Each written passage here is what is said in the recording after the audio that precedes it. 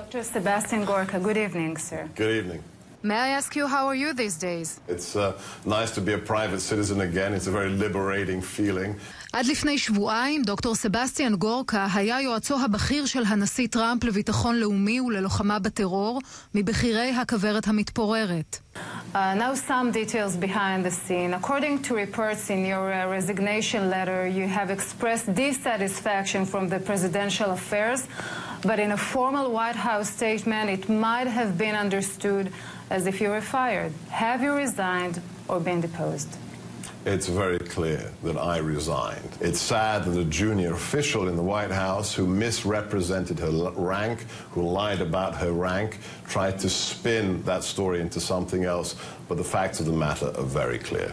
גורקה, איש מודיעין בכיר בעברו, ממשיך לשמור אמונים לבוס בבית הלבן. How would you define your current relations with President Trump? Very good. The day after I resigned, he reached out to me. He thanked me for my service as a deputy assistant.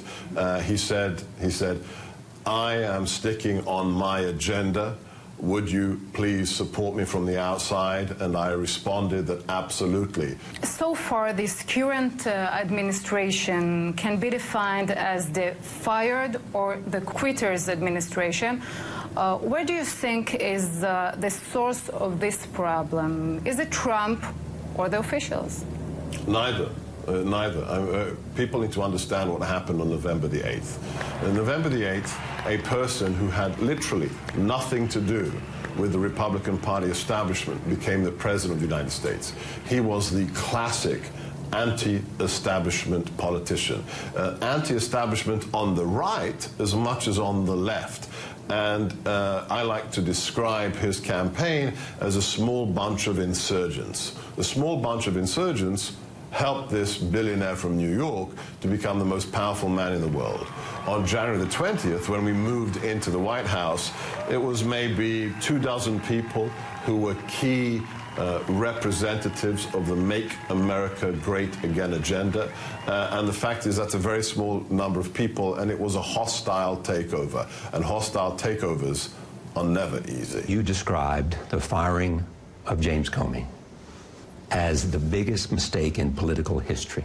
That would probably be too bombastic even for me, but maybe modern political history. לפנות בוקר מפוטר אחר, סטיב בנון, מתראיין לתוכנית 60 דקות ומותח ביקורת חריפה על הדחתו של ראש ה-FBI לשעבר. Steve Bannon can talk for himself. I think the president's decision to fire James Comey was absolutely the right decision. This is a man who had flip-flopped 180 degrees on multiple occasions, grandstanded in the media, and in his press statement with regards to not prosecuting Hillary Clinton, usurped for himself the powers of the Attorney General and the Department of Justice. It is not the job of the FBI to decide whether somebody gets prosecuted or not. That is the Department of Justice's decision, and he was not authorized to make that determination.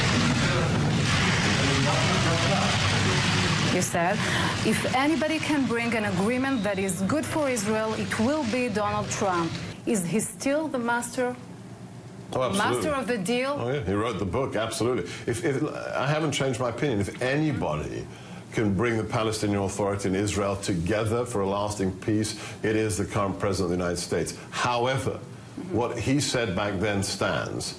America is not going to impose its solution on those two parties. Is it still practical? Thank you very much, everybody. Look, as long as the Palestinian Authority thinks it is right to reward terrorism, to provide monies to people convicted of terrorism, it's going to be very, very hard to come to a deal.